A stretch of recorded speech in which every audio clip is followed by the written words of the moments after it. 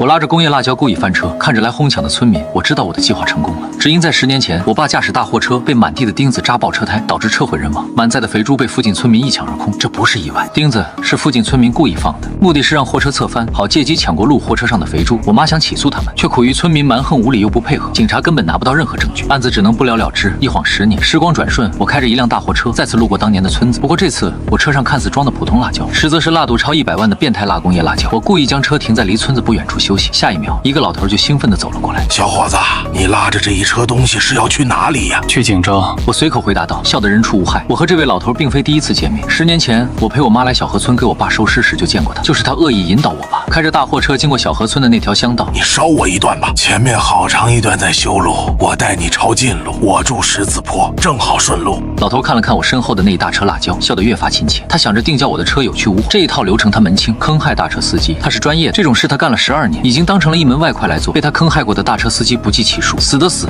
伤的伤，还有好些因此负债破产。他瞧我年轻好欺负，便示意我让他上车。既然大爷这么热情，那就上车吧。我说完，伸手推开了副驾驶的门，眼睁睁地看着老头动作熟练地爬上了我的车。10年前，他就是用这副伪善又好客的嘴脸骗我爸打开车门的吧？想到这儿，我勾了勾嘴角。对了，小伙子，你在的这个是什么品种的辣椒？我以前怎么没见过？包装挺高级的。我也不太清楚，可能是什么新品种吧。反正货主人说这批辣椒挺贵的。我装作一知半解地说道。其实那包装又硬又厚，不代表包装高级，只代表这东西很危险，必须密封得严严实实。毕竟这种辣椒素远超正常辣椒的20倍，通常不是用来吃的，是用来做生物农药、电缆防腐涂料以及制作催泪弹的，杀伤力极强。这也是我选择运送它的原因。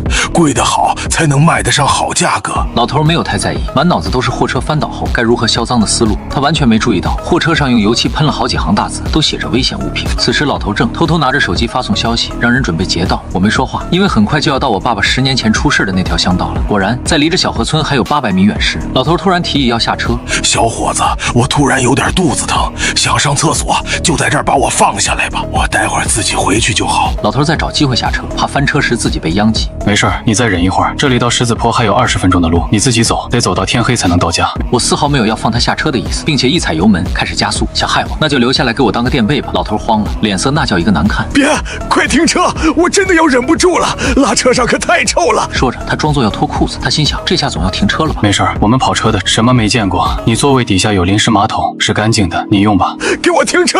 你开过了，我家在那头，快让我下车！老头慌了，从包里掏出早已准备好的小铁锤，朝着我的车窗玻璃砸去。他哐哐对着副驾驶的玻璃窗猛敲好几锤，可能玻璃连丝毫裂痕都没有。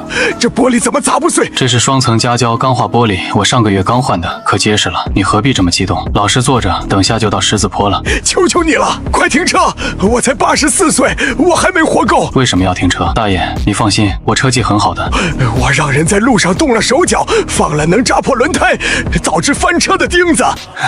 你怎么不早说？突然，货车右侧的轮胎被前方一排排锋利的大铁钉迅速刺破，然后大车不由自主的就开始往右侧倾斜。任我如何打方向，盘踩刹车都没用，直直的撞向了路边的一排废弃猪圈。巨大的撞击感，瞬间我觉得自己的5脏6腑都快要被撞飞了。好在我提前给自己穿了防撞背心，否则那不得当场窒息。我扭头看去，原本坐在副驾的老头因为惯性，直接被变形的车头卡在了副驾驶位上，动弹不得。他此刻满身伤痕。老头自己手里拿着手机，却没有第一时间报警，因为他必须要删掉手机中通风报信的信息。可惜他被撞得头晕眼花，怎么也看不清手机上的讯息删除键在哪儿。我借机一把打掉了他手中的手机，这么重要的证据，我怎么会让他删掉？就在这时，我的耳边传来一阵阵脚步声，一群村民兴冲冲地向卡车跑来。快来救救我们！快帮我报警！然而走在最前面的那位陈大娘，非但没有上前来救我，而是从车窗里一把抢过我的手机。这东西沾了血，真晦气！大娘抢过我的手机后，直接扔得远远的。要是我立刻报警把警察引来了，那大家还怎么哄抢我车上的货物？这一个个红辣椒看着就喜气，而且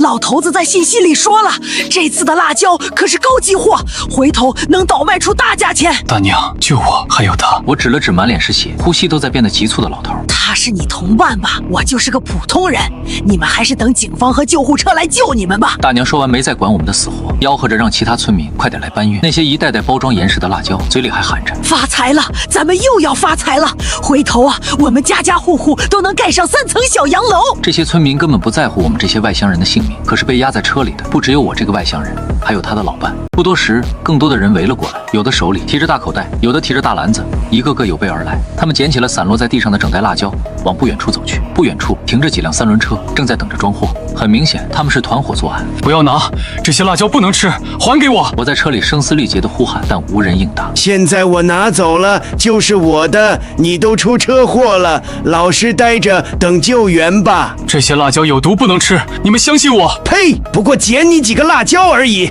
居然编造辣椒有毒的鬼话！辣椒怎么可能有毒？当我们傻啊！另一个去而复返的村民，不知道是因为没睡好，还是别的什么原因，在靠近那些辣椒时，他忽然有一点睁不开眼。这辣椒真够味，我喜欢。他眨了眨眼，强忍着不适，捡了许多的辣椒。其他人见状有样学样，我没再规劝，头晕难受就昏了过去。我的使命已经完成，接下来该看刘琦的了。8年前，他的父亲也是遭受同样经历，成了植物人。刘琦发誓要为父亲复仇，于是他费了一番功夫来到了小河村，成为小河村的副村长。这2年，他一直在努力给小河村修路灯，然后在路灯的杆子上装监控，因为他在收集那些村民们犯罪的证据，外村人拿不到，那他就打入内部监控室里。刘琦记录下了村民们丑恶的嘴脸，出于责任，他通过广播朝着村民们喊话：各位村民注意，立即停止哄抢行为，保持秩序。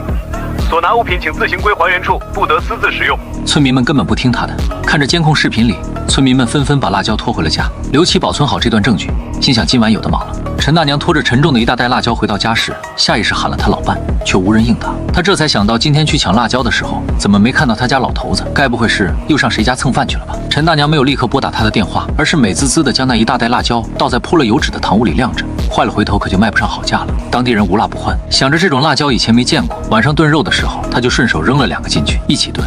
切完辣椒不过5分钟，他发现自己的双手怎么又红又疼，也没在意。他以往也有被辣椒辣过的经历，只嘀咕了句：今天这辣椒挺辣的，晚上让孙子少吃点，免得明天上厕所受罪。炖肉被端上餐桌的时候，他儿子看着锅里咕嘟咕嘟冒着泡的炖肉，赶紧拿来了2瓶冰啤酒，想给老头倒酒的时候，才想起老头怎么还没回来。妈，我爸呢？可能又在谁家蹭饭吧。陈大娘的儿子也就没管他爸的事了，坐下来就开始夹肉往嘴里送，就着冰镇的啤酒，又辣又冰的口感特别爽。别人还没上桌，他就炫下去了小半碗肉，吃着吃着越吃越觉得辣，一开始只是满头大汗，后来觉得舌头痛到像是在被毒蛇啃咬，他终于感觉到了不对劲。妈，你今天用的什么辣椒？怎么这么辣？就今天又有个大货车翻了，这些都是你爸的战利品，今天这够味儿吧？陈大娘的儿子是上过大学的，上的就是农业大学，进堂屋一看，吓得够呛。妈，这是工业辣椒，快送我去洗胃，晚了是要死人的。陈大娘没想到这么严重，立刻脱下围裙，让儿媳妇留在家照顾小孙子，自己出去喊车，好把儿子尽快送市里的大医院去。他连忙跑到隔壁的赵三爷家：三弟，你家福生在家吗？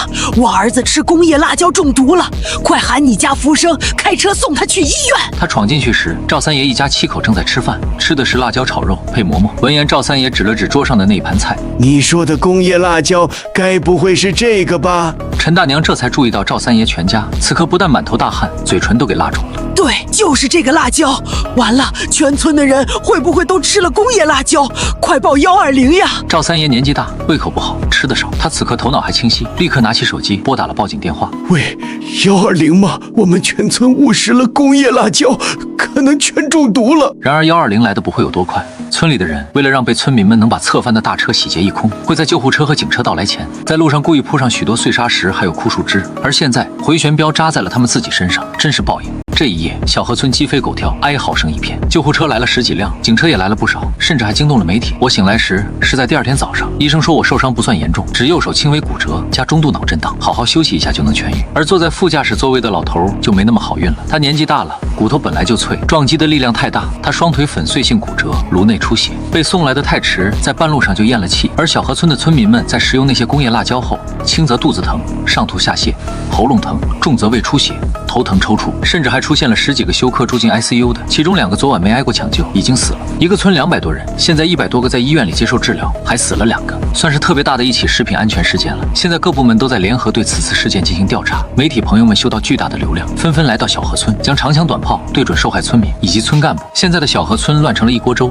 有的在办丧事，有的忙着销毁他们抢夺过路大货车的痕迹，也就是那些赃物，不只是工业辣椒，还有之前抢夺的成箱的洋酒、猪圈里关着的外地的鹅、冰箱里冻着的大量的水产品。不知道是哪个人才把工业辣椒和洋酒混在一起，点火烧了，顿时整个村子都弥茫着刺鼻又浓烈的辣椒味儿，并且因为洋酒度数高，那火苗一下窜得老高，顺着墙头的葡萄藤蔓延至邻居家。邻居家刚好修了个沼气池，砰的一声，邻居家直接被炸了，火苗蔓延得更厉害，直到烧了5、6家才被扑灭。看着手机里记者传来的直播画面，我差点笑出声来，简直天助我也！这下他们的秘密密怕是再也藏不住了。民警小李推门而入，你好，我们需要对你录个口供。好的，你们问吧。我们调查到，你原本不应该走这条路线，为什么事发时突然选择了这条路线？是不是有意而为之？因为那位老头就是副驾驶座位上的那位老头，他说高速堵了，让我走这边更快，还能顺路送他回家。对了，你们找到我的手机了吗？我这个人比较谨慎，怕被坑，所以老头上车后，我就立刻打开了手机的录像功能，事发的经过都在里面。你说的手机我们已经找到，被轻微损毁进了水，技术部门正在对里面的数据进行恢复，应该很快就会有结果。那就好，那里面可都是对我有利的证据。你们找到老头的手机了吗？我后来回想，这个老头自从上车后就一直在捣鼓手机，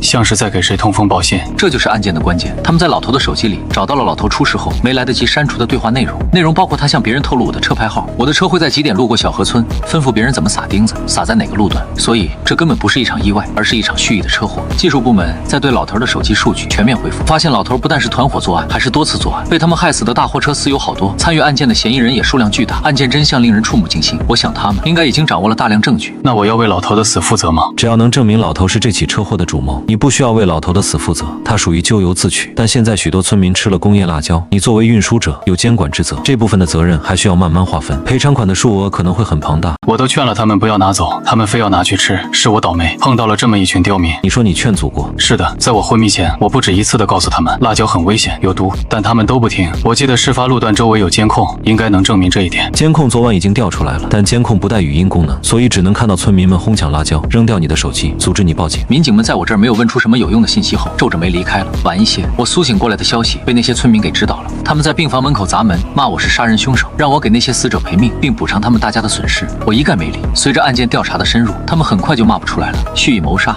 多起车祸，年年哄抢货物，这个村和这些村民这次终将接受法律的制裁。随着舆论的发酵，更多的大货车侧翻受害司机以及受害者家属站了出来，指责小河村草菅人命，多次为了抢夺货物故意放钉子，导致大货车侧翻，吃人血馒头。由于受害者数量众多，小河村的村民们很快被提起公诉。立案后，不少村民想要连夜逃离小河村，都被逮住送进警察局问话录口供。几天内，所有村民陆陆续续都被收进了看守所，除了一人是刘琦，他是外来人员，并且从未参与这些案件，并且每次事发时他都通过摄像头拍下了他们的罪证，属于举报立功者。事发的第10天，就在我以为自己已经被摘出嫌疑时，警方再次找上门。昏暗的灯光下，小李将一张监控拍下的照片拍在桌上。事发的半个月前，有人见到你和刘先生以及另一位受害者家属见面，我们怀疑这起事件是你们共同策划预谋，请你如实回答。首先，你是否认识刘先生？不认识，我和另一位受害者家属是朋友，我们一起聚的时候，这位刘先生恰好也在。你在撒谎，我们已经调查到10年前你的父亲也是死于车祸，就死在小河村。我大胆猜测，你这次翻车不是意外，是复仇，你们3人共同的复仇。工业辣椒就是你们手中的刀，你们这是谋杀。小李严肃地对我说道，眼神冷冷的，他在试图突破我的心理防线。你也说是只是猜测，李警官，如果你有证据证明你的观点，我想我现在就不应该坐在这里了。我油盐不进，因为这一幕我已经早就预料到了，因为任何犯罪都有迹可查，我是一定会被再次调查的。该做什么样的表情，该如何回应，我已经在心中演练了千百次，可真到了这一刻，我心里还有点后怕。是，目前的所有证据都对你有利，都在证明这起案件和老头有关，是他的自导自演，害了自己。可是换掉的车窗玻璃，你提前穿好的防撞背心，半年前村里突然装上的监控，太多的巧合就未必是巧合。你总觉得这是我们这些复仇者联合起来布的局，那就查你随便查，真查出什么坐牢我认了，要杀要枪毙都可以。我只知道我爸死后，我妈日日以泪洗面，哭瞎了一双眼，我因此彻夜难眠，患上了很严重的抑郁症。案发后，我突然能睡着了，以后到了地下，我也算有脸见我爸爸了。审判犯罪分子是法官的事，不是你的事，你会为你做的付出代价。小李十分刚正不阿，可在我的角度，我没有别的选择。3个月后，案件终于落下帷幕，一审判处我无罪，无需负任何责任。倒是那些村民们因为证据确凿，分别被判了5年到15年不等的刑罚。村民们不服，要求上级法院2审。2审时，许许多多的大货车侧翻的受害者都作为证人出庭作证。最终，我和刘琦因为犯罪证据不足被当庭释放。至于那些村民，作为影响极大的典型案例，被维持原判。结案后，我回归于平静的生活，而小河村大部分人进去的进去，搬离的搬离。小河村的罪恶和一切都将遗忘，但公道自在人心。